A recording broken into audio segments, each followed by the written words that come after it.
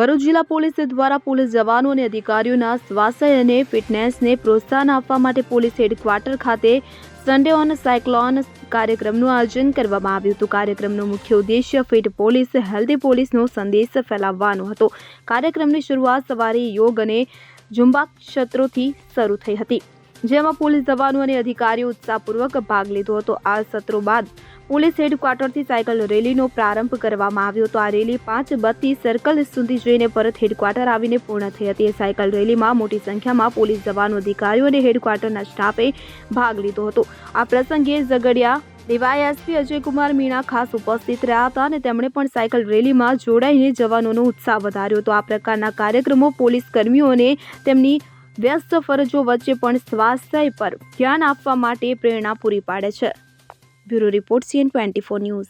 હવે જુઓ દેશ દુનિયાની તમામ ખબરો તમારી આંગળીના ટેરવે।